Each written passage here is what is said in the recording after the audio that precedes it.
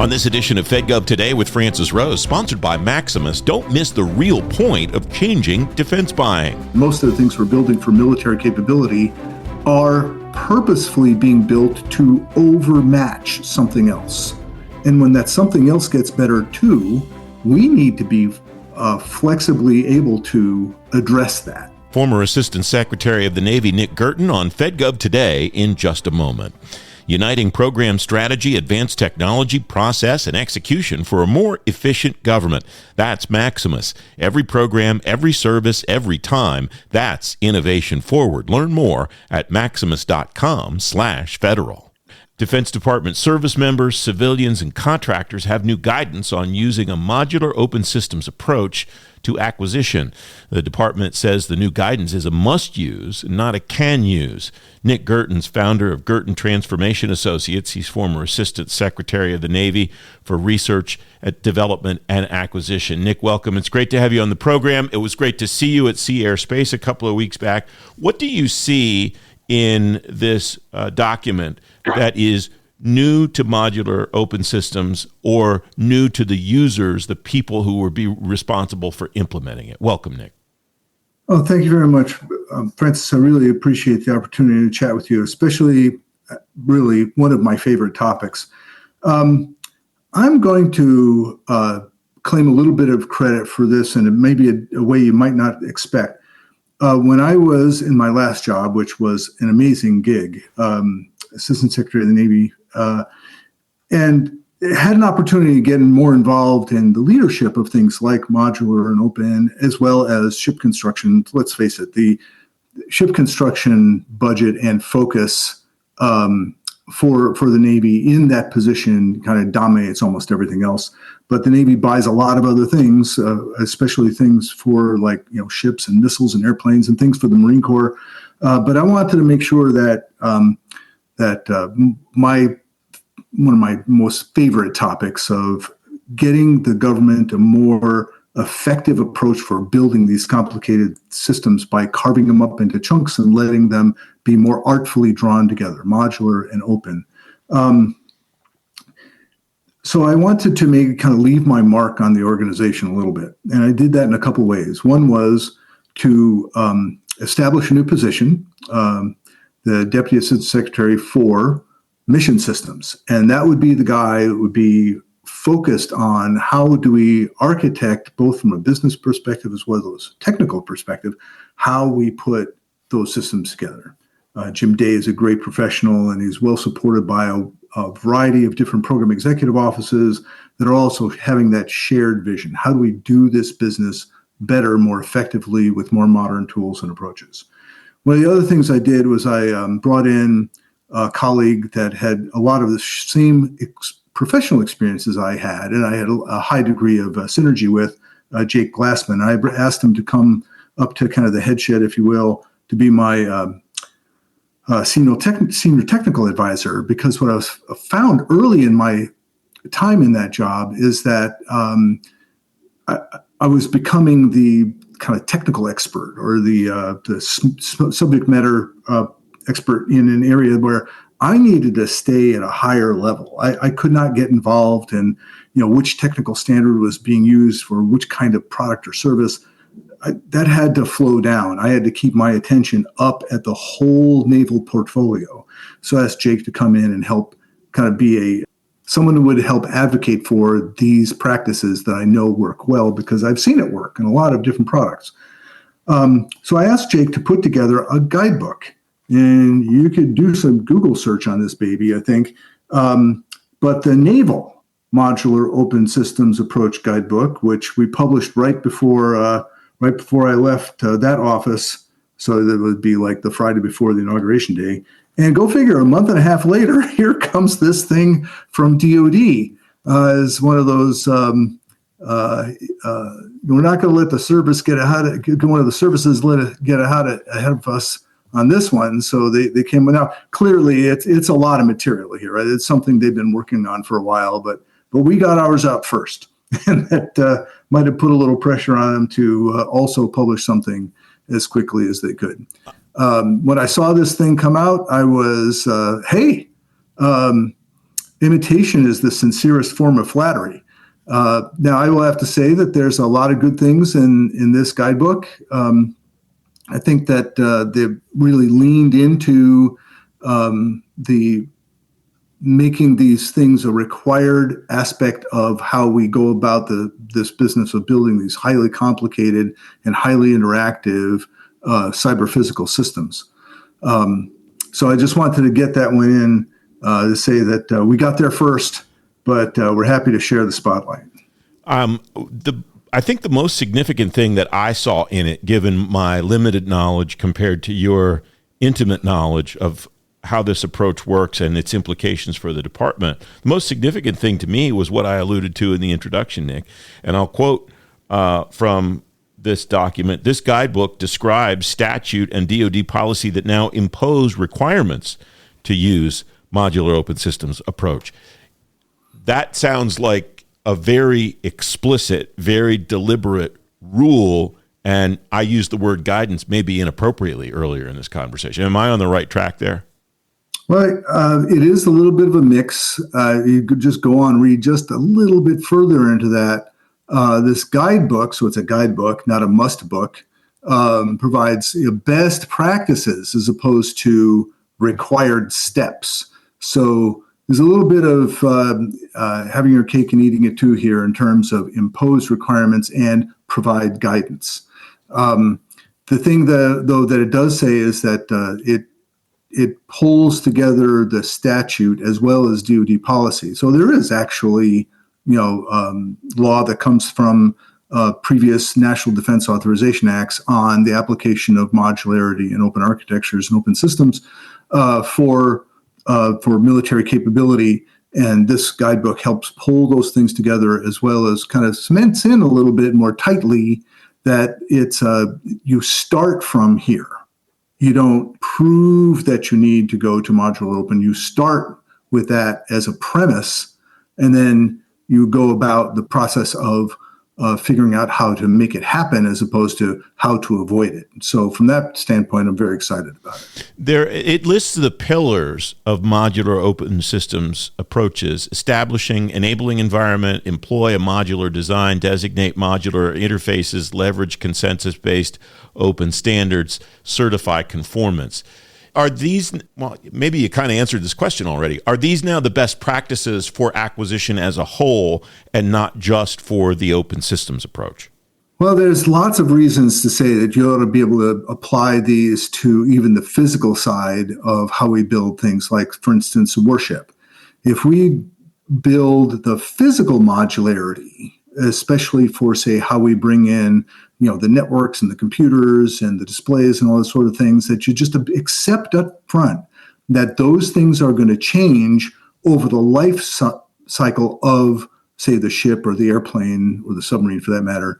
Then you say, hey, look, there's some parts of what it takes to turn this ship into a warship that I'm going to constantly be improving, constantly be listening to the voice of the user or warfighter in this case, so that we could be flexibly responsive to what's happening in the real world, that changes that are necessary for the fleet or force can be responded to because of the way we build that major thing that conquers the tyranny of distance. As you build out your ship design, you want to make sure that you can replace things without having to have large industrial environments where you have to, like, dry dock a ship or cut a hole in the side or those other things in order to improve those mission systems, that you build the ship or airplane or submarine in such a way that they could be more flexibly improved, both from a physical standpoint as well as a software standpoint. Well, this is an example of something that I saw firsthand. I want to say 2018 or so. I was at West in San Diego, and after the conference closed, I went on board a ship that was about to go out to RIMPAC that year.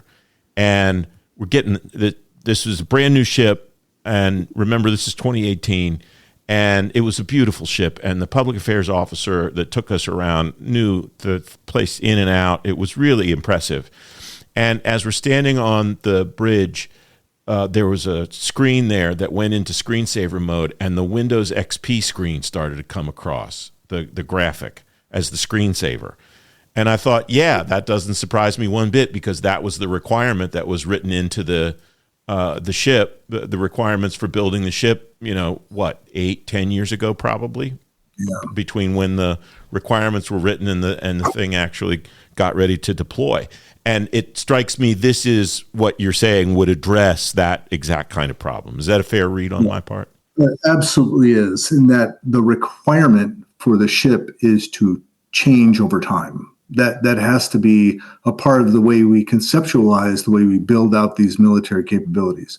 By the way, there's one of those pillars that I wanted to get back to, if you don't mind. Please. That certify conformance bit, because there's one thing to be able to say, here's some guidance, here's some best practices, here's we have a requirement for you, but it's all a part of all the other requirements that you have to do trade space off of. Wait a minute. Now I'm going to measure you. Now I'm going to certify that you're conforming yourself to the technical standard or to the modular construct. It's now, when you add that piece to it, now you're showing that, hey, this is not just important just to talk about it. This is important to show it. And that is particularly important, I think, to making sure that this is more than just another policy thing that goes on the shelf next to all the other policy things that every program manager has to do trade space off of as they're trying to figure out how to deliver an actual capability. You want to say, I deliver a capability, you've got to do this modular open thing, but oh, by the way, use consensus-based standards. Don't let your contractor talk you into however they do it.